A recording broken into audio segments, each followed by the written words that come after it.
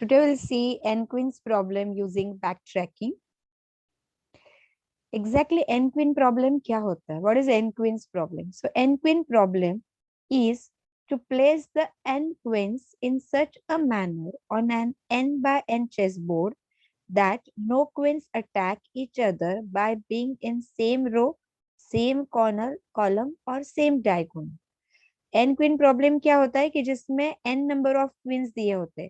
N can be 4, 8 likewise. तो अब ये एन क्वींस जो है इसको हमको प्लेस करना है N by N chessboard के ऊपर. इसका मीनिंग क्या होता है कि अगर आपको 4 क्वींस दिए हैं तो आपको जो चेस बोर्ड मिलेगा वो भी कितने का मिलेगा, 4x4 का ही मिलेगा.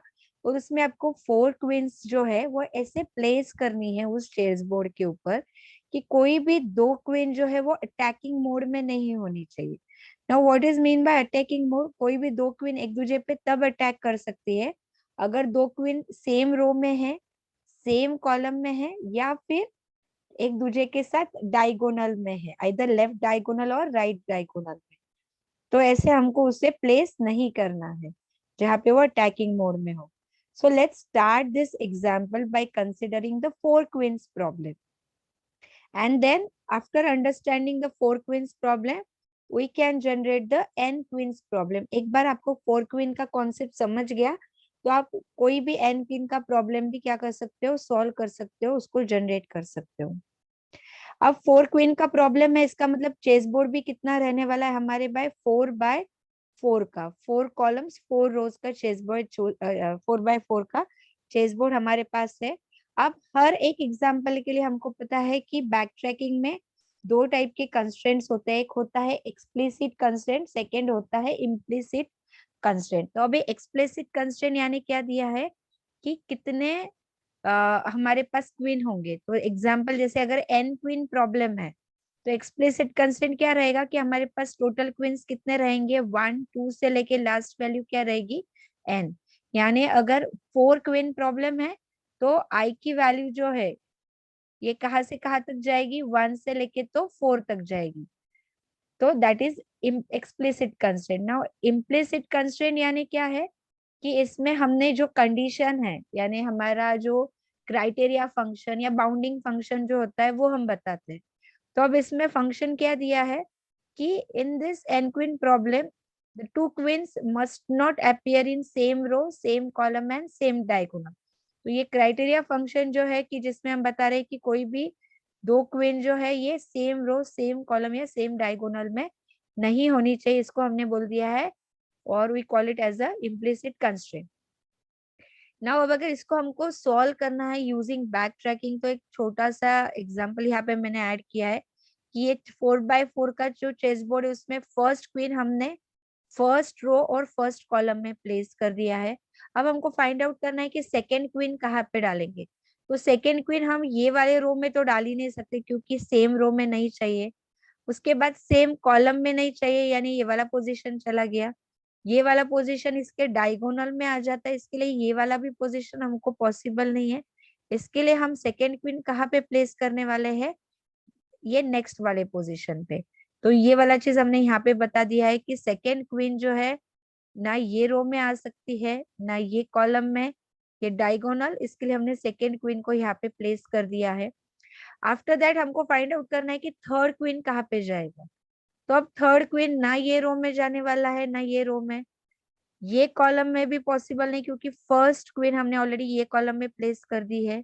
अब ये पोजीशन इसके डायगोनल में आता है सेकेंड क्वीन के लिए तो ये भी पोजीशन पॉसिबल नहीं है. ये पोजीशन पॉसिबल नहीं है क्योंकि ये ऑलरेडी सेकेंड क्वीन हमने ये कॉलम में प्लेस की है तो ये कॉलम हम उसको यूज नहीं कर सकते. अगेन थर्ड क्वीन यहाँ पे भी प्लेस नहीं कर सकते क्योंकि ये इसके डायगोनल में आता है. तो अब थर्ड क्वीन के लिए कोई भी जो रो है, थर्ड रो की कोई भी प्लेस जो है ये पॉसिबल ही नहीं हो रही है. तो इसका मीनिंग क्या है कि हमको बैक ट्रैक करना है. बैक ट्रैक करना है मतलब क्या, टू की जो पोजीशन है, टू की जो पोजीशन है ये हमको पॉसिबल नहीं थी, ये पॉसिबल नहीं थी, ये हमने ट्राई करके देख ली. इसके बाद हमको थर्ड की पोजीशन नहीं मिल रही, इसलिए बैक ट्रैक करने के बाद हमको पता चला कि टू की पोजीशन मुझे चेंज करनी है जो हमको लास्ट वाली जगह पे लेके जानी है जो हमने इस वाले एग्जाम्पल में यहाँ पे थर्ड पोजीशन पे डाल दिया है। अब यहाँ पे डालने के बाद हम देखेंगे कि थर्ड वाला जो क्वीन है वो कहाँ पे जाएगा। यहाँ पे नहीं जा सकता है, लेकिन यहाँ पे जा सकता है क्योंकि इसके डायगोनल में, कॉलम में, रो में कुछ नहीं है। तो ये वाली पोजीशन हमने यहाँ पे बता दी है, जिसमें फर्स्ट क्वीन यहाँ पे प्लेस हो गई, सेकेंड क्वीन यहाँ पे प्लेस हो गई, थर्ड क्वीन यहाँ पे प्लेस हो गई। बट जैसे थर्ड क्वीन यहाँ पे हमने प्लेस की है, अब ये क्वीन यहाँ पे प्लेस करने के बाद फोर्थ क्वीन अगर हम यहाँ पे नहीं डाल सकते हैं, क्योंकि इस वाले कॉलम में ये आ गई सेम, या फिर इसके डायगोनल में भी आ गई। यहाँ पे प्लेस नहीं कर सकते क्योंकि ये कॉलम में हमने थर्ड क्वीन को ऑलरेडी डाला है। ये पोजीशन भी पॉसिबल नहीं क्योंकि ये इसके डायगोनल में आ रही है। ये पोजीशन भी पॉसिबल नहीं है क्योंकि सेकेंड क्वीन हमने सेम कॉलम में प्लेस की है। तो इससे हमको पता चल रहा है कि अगर हम थर्ड को यहाँ पे प्लेस कर रहे हैं तो यहाँ पे हम फोर्थ क्वीन को नहीं डाल सकते। तो अगेन हमको बैक ट्रैक करना पड़ेगा। बैक ट्रैक मतलब क्या, कि थर्ड क्वीन की पोजीशन हमको चेंज करनी पड़ेगी।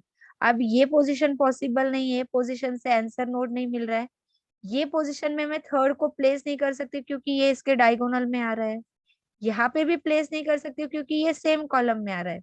मतलब थ्री के लिए कोई भी पोजीशन पॉसिबल नहीं है। सेकेंड की हमने ऑलरेडी चारों पोजीशन ट्राई की, इसका मीनिंग मुझे वापस बैक ट्रैक करना है, और फर्स्ट की जो पोजीशन थी जो मैंने यहाँ पे डाली थी उसको मुझे नेक्स्ट वाले पोजीशन पे ट्राई करना है। तो इसके लिए बैक ट्रैक करने के बाद अब फर्स्ट के हमने यहाँ पे डालेंगे, सारे पोजीशन ट्राई कर लिए। इसके लिए अभी हमने फर्स्ट क्वीन को यहाँ पे प्लेस कर दिया है। यहाँ पे प्लेस करने के बाद सेकेंड क्वीन यहाँ पे नहीं जा सकती है डायगोनल की वजह से, सेम कॉलम की वजह से, अगेन डायगोनल की वजह से यहाँ पे नहीं। तो ये पोजीशन इज करेक्ट है जो हमने यहाँ पे डाल दी है। अब जैसे ही यहाँ पे हम डालेंगे थर्ड क्वीन जो है, अब ये वाला कॉलम में कुछ भी नहीं है, इसके लिए हमने थर्ड क्वीन को यहाँ पे डाल दिया। अब थर्ड क्वीन को यहाँ पे डालने के बाद फोर्थ क्वीन यहाँ पे नहीं जा सकती है, फोर्थ क्वीन यहाँ पे भी नहीं जा सकती क्योंकि ये इधर इसके डायगोनल में आ रहा है या फिर फर्स्ट हमने सेम कॉलम में डाला है। लेकिन फोर्थ क्वीन यहाँ पे आ सकती है। अब यहाँ पे क्यों पॉसिबल है इसको ऐड करना, क्योंकि ये ना ही किसी के रो में आ रही है, ना किसी के कॉलम में, ना किसी के डायगोनल में आ रही है। तो फोर्थ क्वीन के लिए हमको सॉल्यूशन स्पेस क्या मिल गया, कि फर्स्ट क्वीन जो है इसको प्लेस करो सेकेंड कॉलम में, इसको फोर्थ कॉलम में, इसको फर्स्ट कॉलम में, और इसको थर्ड कॉलम में। और रो तो हमेशा फिक्स होती है कि फर्स्ट क्वीन हमेशा फर्स्ट रो में जाएगी, सेकेंड क्वीन सेकेंड रो में, थर्ड क्वीन थर्ड रो में। तो रो फिक्स से हमको सिर्फ क्या फाइंड आउट करना है, उसके कॉलम के पोजीशंस जो है वो फाइंड आउट करना है।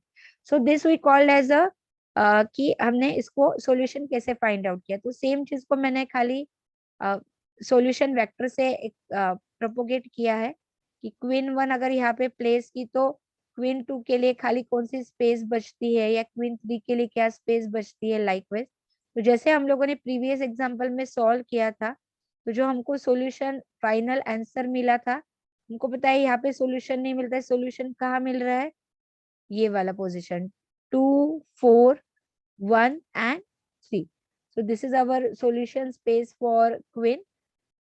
तो जो हमने प्रीवियस स्लाइड में ऑलरेडी मैंने एक्सप्लेन किया। काफी बार स्टेट स्पेस ट्री जो है वो ड्रॉ करने के लिए आता है 4 क्वींस या 8 क्वींस के लिए एग्जाम में। तो इसका स्टेट स्पेस ट्री कैसे ड्रॉ किया जाता है, कि रूट हमने स्टार्ट किया। ओके, रूट में अभी हमने बोल दिया कि फर्स्ट क्वीन के लिए हम क्या कर सकते हैं कि फर्स्ट क्वीन कहाँ कहाँ पे आप प्लेस कर सकते हो। तो फर्स्ट क्वीन जो है फर्स्ट रो में we have 4 position, column 1, column 2, column 3, column 4। So column 1 में जा सकती है, या कॉलम 2 में, या कॉलम 3 में, या फिर कॉलम 4 के अंदर क्या हो सकती है, पोजीशन जो है उसकी जा सकती है। अगर हम कॉलम 1 में लेते हैं उसको, तो सेकेंड क्वीन जो है वो कहाँ कहाँ पे प्लेस हो सकती है। सो ये फर्स्ट कॉलम छोड़ के 2, 3, 4 पे जा सकती है। अगर हमने सेकेंड क्वीन को सेकेंड कॉलम में प्लेस कर दिया, तो थर्ड क्वीन के लिए हमारे पास कौन सी पोजीशन रह गई, कॉलम 3 एंड कॉलम 4। अगर हमने कॉलम 3 चूज किया तो फोर्थ क्वीन कहाँ पे जाएगी, कॉलम 4 के लिए। तो हमने ये पूरा स्टेट स्पेस ट्री जो है, कॉलम 1 को अगर फर्स्ट लोकेशन पे प्लेस करते हैं तो क्या क्या पॉसिबिलिटीज है, अगर हम फर्स्ट क्वीन को सेकेंड कॉलम में प्लेस करते हैं तो क्या क्या पॉसिबिलिटीज है हमारे पास। तो ये पॉसिबिलिटीज को जब हम ड्रॉ करते हैं तो वो हमारा बन जाता है 4 क्वींस का स्टेट स्पेस ट्री। अब सेम ऐसे ही अगर हमको एन क्वीन का प्रॉब्लम का सॉल्यूशन फाइंड आउट करना है, N can be 8, 16, it can be anything. तो हर चीज के लिए हमको एक ऐसा जनरलाइज फॉर्मूला फाइंड आउट करना है जो हर एन के लिए वर्क करेगा। तो अब यहाँ पे एन क्वीन को इम्प्लीमेंट, अगर प्रॉब्लम को अगर हमको इम्प्लीमेंट करना है, so we will imagine the chessboard of two dimensional array 1 to n 1 to n। तो हमको जैसे n by n का हमको क्या मिल गया, चेस बोर्ड मिल गया। तो the condition to test whether two queen at position I, j and k, l are on same row or column is simply to check I equal to k और j equal to l ये position है कि नहीं। Okay, इसको मैं next slide में और detail में अच्छे से एक्सप्लेन करती हूँ। जैसे अगर आप यहाँ पे देखोगे कि अगर ये डायगोनल में है कि नहीं, ये हम कैसे चेक करेंगे। जैसे अगर हम ये दोनों डायगोनल है, ये दोनों डायगोनल की एक पोजीशन हो गई, ये डायगोनल की पोजीशन हो गई, ये एक डायगोनल मतलब लेफ्ट वाला डायगोनल जो है, अगर हम इसको चेक करें तो इस पोजीशन की वैल्यू क्या है 1,1, इसकी है 2,2, इसकी है 3,3। यानी अगर ये आई और जे की वैल्यू को अगर हम माइनस करते हैं, 1 - 1 0 आ गया, 2 - 2 0 आ गया, 3 - 3 0 आ गया, 4 - 4 क्या आ गया, 0 आ गया। तो अगर हम इसको इनको माइनस करते तो सबकी वैल्यू क्या आ रही है, 0। तो हम बोल सकते हैं कि वो क्या है, एक दूसरे को डायगोनल में है, लेफ्ट। अब राइट डायगोनल हम कैसे फाइंड आउट कर सकते हैं। अगर मैं राइट डायगोनल जो है इसकी वैल्यूज देखूं तो 4,1 इसको अगर मैं ऐड करूँ तो आंसर 5 मिल गया। 3 + 2 को ऐड किया तो आंसर 5 मिल गया, इसका भी आंसर 5 मिल गया, इनका भी आंसर क्या हो गया, 5 मिल गया है यहाँ पे। सो likewise you can find out कि जो दो क्वींस है ये डायगोनल में है कि नहीं। तो डायगोनल के लिए ये वाला फॉर्मूला दिया है। अब इसको हम मैथमेटिकल फॉर्म में अगर हम ले, ताकि हम उसको एल्गोरिथमिक फॉर्म में लेके आ सकते हैं। So the these two queens are placed at position, अगर एक क्वीन को हमने पोजीशन आई और जे में प्लेस किया है और दूसरे को के और एल में प्लेस किया है, तो ये सेम डायगोनल है कि नहीं, कैसे हम चेक करेंगे। अगर हम आई और जे को माइनस करते हैं और के और एल को माइनस करते हैं, तो अगर इसका आंसर सेम आ रहा है तो ये लेफ्ट डायगोनल में हो गई। या फिर अगर हम आई और जे को प्लस करते हैं और के और एल को प्लस करते हैं, तो अगर इन दोनों का आंसर भी क्या आ गया, सेम आ गया, तो ये आ गया तुम्हारे राइट डायगोनल में। So these are the two condition. अब इस दोनों कंडीशन को हम एक कंडीशन में कैसे लेके आ सकते हैं, एब्सोल्यूट के फॉर्म में। जहां पे अगर हम यहाँ पे एल को अगर इधर लेके आते हैं और आई को ये पोजीशन पे लेके आते हैं, तो ये प्लस की बजाय दोनों क्या हो गया, माइनस में हो गया। तो इन दोनों कंडीशन को एक कंडीशन में हम ऐसे लिख सकते हैं बाय यूजिंग एब्सोल्यूट वैल्यू, कि जिसमें अगर हम j माइनस एल मतलब ये वाली पोजीशन को ये वाली पोजीशन के साथ माइनस करते हैं, या फिर ये वाली पोजीशन को ये वाली पोजीशन के साथ माइनस करते हैं, तो इसकी वैल्यू हमको ये वाली पोजीशन को अगर ये वाली पोजीशन से माइनस करते हैं, या फिर ये वाली पोजीशन को ये वाली पोजीशन से माइनस करते हैं, तो दोनों की एब्सोल्यूट वैल्यू क्या होती है, यहाँ पे इक्वल होती है। तो यहाँ पे अभी दो फॉर्मूले के बजाय हम लोगों ने क्या किया, एक ही फॉर्मूले में उसको एक्सप्लेन कर दिया है। तो ऐसे ही अभी हम लोग क्या करेंगे, अभी एन क्वींस का एल्गोरिथम हम चेक करेंगे। तो एन क्वीन के लिए हमको दो एल्गोरिथम लगते हैं। सबसे पहला होता है एन क्वीन का एल्गोरिथम। एन क्वीन के एल्गोरिथम में हम के जो क्वीन है उसको कहाँ पे प्लेस करना है ये फाइंड आउट करते हैं। तो ये प्लेस करने के लिए हमको और एक एल्गोरिथम लगता है, दैट इज प्लेस एल्गोरिथम। तो वो मैं पहले बता देती हूँ प्लेस एल्गोरिथम क्या है। सो प्लेस यानी क्या, कि कोई भी क्वीन जो है उसको कौन से प्लेस पे हमको पोजीशन पे हम प्लेस कर सकते हैं। तो पोजीशन यानी क्या, कि अगर हम केथ रो और आयथ कॉलम में उसको प्लेस करने का सोच रहे हैं, तो हम तभी ट्रू करेंगे अगर वो पोजीशन प्रॉपर है, नहीं तो हम उसको फॉल्स रिटर्न करेंगे। अब ये पोजीशन प्रॉपर है कि नहीं कैसे पता चलेगा, अगर वो दो queen same row same column और सेम डायगोनल में नहीं आ रही है तो। अब सेम रो में तो आएगी नहीं, क्योंकि हम हर क्वीन को ऑब्वियसली न्यू रो में ही प्लेस कर रहे हैं। तो हमको चेक करना है कॉलम और डायगोनल के लिए। तो अब चेक कैसे करेंगे, तो यहाँ पे हमने for j equal to 1 to k - 1, क्योंकि हम केथ रो के लिए चेक कर रहे हैं। तो केथ रो के लिए चेक करें, इसका मतलब k-1 तक जो रो है उसमें ऑलरेडी हम लोगों ने क्या किया है कि क्वींस जो है वो प्लेस कर दिए। तो k-1 रो तक जिस जिस कॉलम में हमने क्वीन प्लेस किए, उस कॉलम में हम केथ रो में कोई भी क्वीन प्लेस नहीं कर सकते। तो इसके लिए हमने डाल दिया x of j, if x of j equal to i। अगर ये कंडीशन ट्रू है, इसका मतलब वो दोनों क्वीन क्या है, सेम कॉलम में है। या फिर और अगर absolute value of x of j minus i equal to absolute value of j minus k, ये हम लोगों ने प्रीवियस इसमें देखा था डायगोनल की पोजीशन के लिए। अगर ये वाली पोजीशन, ये वाली कंडीशन ट्रू है, मतलब क्या है, वो सेम डायगोनल में। तो अगर ये कंडीशन या ये कंडीशन, इन दोनों में से कोई भी एक भी कंडीशन ट्रू होती है या दोनों भी कंडीशन ट्रू होती है, तो हम रिटर्न क्या करने वाले हैं, फॉल्स। मतलब ये वाली जो पोजीशन है के की, ये वाले कॉलम की, ये प्रॉपर नहीं है, क्योंकि आइदर उस कॉलम में कोई क्वीन है या फिर उसके डायगोनल में कोई क्वीन जा रही है। अगर दोनों भी कंडीशन जो है, ओके, ये दोनों भी कंडीशन फॉल्स है, मतलब क्या, वो प्लेस प्रॉपर है उस क्वीन को प्लेस करने के लिए, तो हम क्या रिटर्न करेंगे, उसको ट्रू रिटर्न करेंगे यहाँ पे। ओके, तो अब ये वैल्यू कहाँ पे जाएगी, तो अगर हम देखेंगे तो ये हमारा एक्चुअल अल्गोरिथम है एन क्वीन का यूजिंग बैक ट्रैकिंग। ओके, जिसमें हमने दो प्रोसीजर देखी, एक है एन क्वीन और दूसरी हमने देखी प्लेस इसके पहले वाली, जिसमें हम क्या करने वाले, जितने भी सॉल्यूशन पॉसिबल है कॉम्बिनेशन के, उनको क्या करेंगे, प्रिंट करेंगे। So for i equal to 1 to n, n मतलब क्या कि नंबर ऑफ ट्विंस अगर 4 है तो रो भी कितने होने वाले, मेरे पास 4 ही रो होने वाले। सो n indicate either number of रोज और नंबर ऑफ ट्विंस। तो अब हमको चेक करना है if place k comma I. Okay, k मतलब क्या, अगर हम फर्स्ट क्वीन ले रहे हैं और के आई की वैल्यू अगर हम ले रहे हैं 1, तो क्या हम उस क्वीन को फर्स्ट रो के फर्स्ट कॉलम में प्लेस कर सकते हैं क्या, नहीं।